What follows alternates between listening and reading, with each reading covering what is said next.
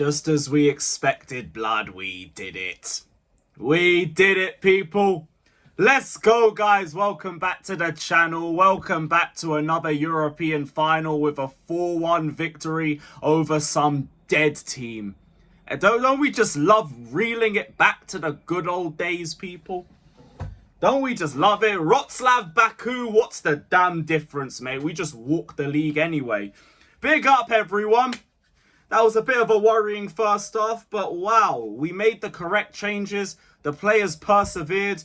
We had one moment of magic that led to another, and then we just completely owned the game from there.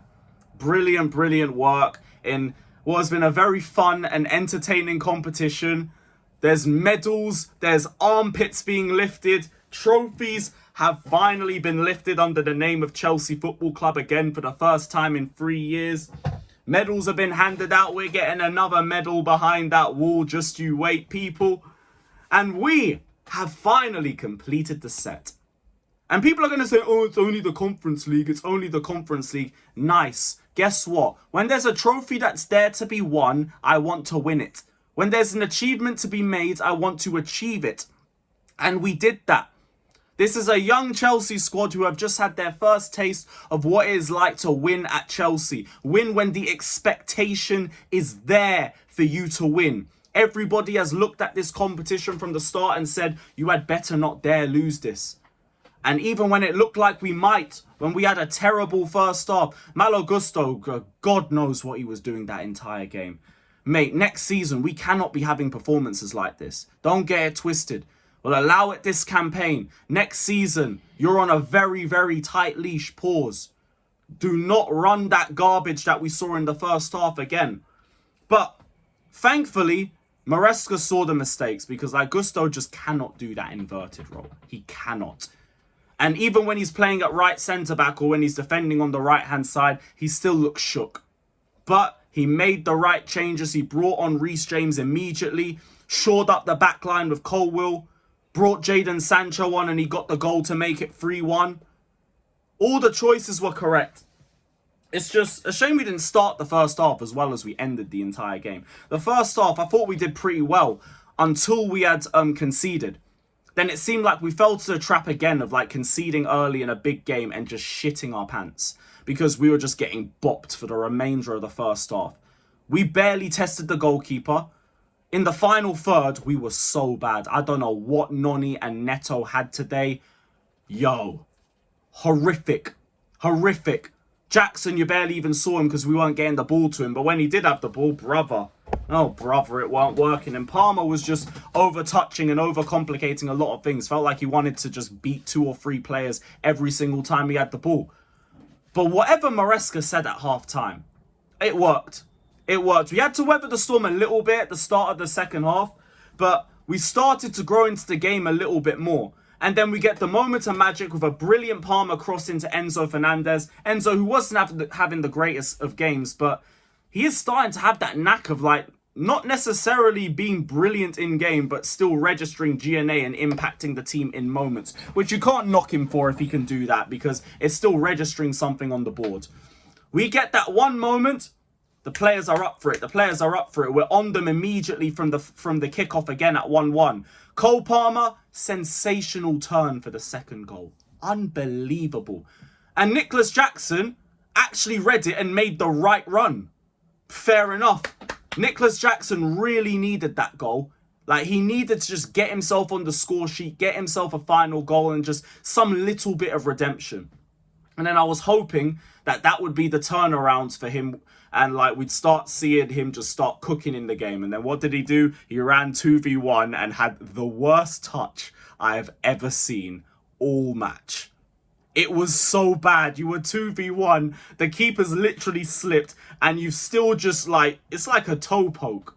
And Sancho was just there for the cutback to make it 3-1. But you know what? Sancho just said, Bunny, I'm going to get the third goal anyway. Dewsbury Hall managed to register an assist for himself. And you know what? If this is the last time we see you, KDH, leave with your head held high. Your last touch for us in the Prem was a sensational clearance to save us against Forest. And then you went and registered an assist in the Champions League. We will speak about UCL, KDH for years, mate. Fair play, man. Big up, bro. They also were cussing you all season because you weren't living up to even Gallagher's name. You registered GNA in a final unlike him. Big up, bro. Big up. And then for the fourth goal, Caicedo thought, you know what, one midfielder's already scored. I'm going to score too. These men were talking about Isco going to run rings around us. We'll give him the first half, let him have a little throwback sesh before we bring him straight back to 2025, and then he did nothing. Speaking of doing nothing, do you wonder why it's been 5.5 minutes and I haven't spoken about Antony yet? 5 minutes, every minute for every month that people were waffling about, oh, Antony's going to cook you. Or what's going to happen when you face Antony in the final? When that Antony dagger hits, it's going to slap. Antony, oh, Antony Yamal. You know, he's cooking for Real Betis. Antony's fucking unreal. Yo, this is a different Antony now he's left Manchester United. He's going to cook you. He's going to cook you in the final, and we will be there. Where was he? Where was he? I didn't see no Antony. I didn't see him until he was trying to start fights in the 89th minute. Where was he? Exactly where I told you he was going to be for the last 5 months. Wrapped up nicely in a Zubi in Cucurella's back pocket, mate. Fucking Antony. The nerve of some of you lot to tell me that Antony was going to do something. One of the biggest flops that the Premier League has seen this decade. And you want to bring him against one of, if not the best left backs in the league this season. Embarrassment. Disgrace. Disgrace. I spit on Antony. Disgrace. Fucking Antony. Embarrassing. But you know what wasn't embarrassing? The way we managed that second half, man. Reece James is so damn important to the way that we play and the leadership and just the mentality in this squad. We were so much more comfortable. We were so much more assured just with him on the pitch. And Maresca's already come out and said he'd love to play him, but the load management thing is still going. This is another thing that we tried to tell you. Oh, why is Reece James only being protected for Conference League games? Lower intensity. Lower intensity. That's why. And we still got to do it because, like, he's just still a bit not there yet. And take your time. Take your time. This would be a lot more easier to go through if Malo Gusto didn't turn into Malo Bozo this season. But here we are. Reece James, though. Unbelievable impact. The road to getting him back to 100% is still on. But he had a big final appearance again. Again, because you just see the night and day impact with him on the pitch. Very, very good performance from him. Cole Palmer, lovely to see the way he turned things around in the second half. Maresca, great substitutions. Great to see him win a final. But Pochettino made a final, guys. And Maresca threw away the cups. Every single one of you just... Damn right. Everybody was in my chat at halftime trying to talk all that Poch nonsense. Now what? Now what? It's all gone quiet over there, innit? It's all gone quiet over there. Hold. We did everything that we told you that we were going to do this season. Top 4 in a trophy, no more, no less. Miss me with a title race BS that we were never going to do. And they all tried to bring every bit of judge against us. Spanish teams always win European finals against English teams. Yeah, you know why? Because they didn't play the Chelsea. All of those games, all of those finals they won, they never played the Chelsea. They played other scrubs. They played teams like Arsenal, Liverpool, who spread their cheeks whenever they see Real Madrid coming within 5 meters of them. Manchester United, who were just Pep Guardiola's slapping boys at Barcelona and then couldn't even get the Europa League done against Villarreal. And who else?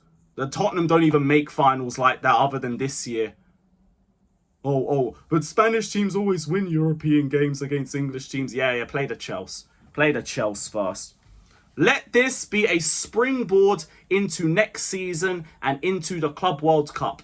Because we'll be playing direct teams in the Club World Cup. So I am very optimistic that we have something in that competition. But my goodness, what a way to end this season, man. Top 4 in a trophy, we're more defensively solid. All the haters, all the naysayers, all the disconnected fans, all the potch peggers are all in the bin rotting. Rotting. And for us, it's business as usual. Clear Lake's Chelsea have got a trophy before Arteta's Arsenal. It's all mad. It is all mad. But big up, everybody. Hit the like button, subscribe. Let me know all your thoughts down in the comment section below. We're back to usual business.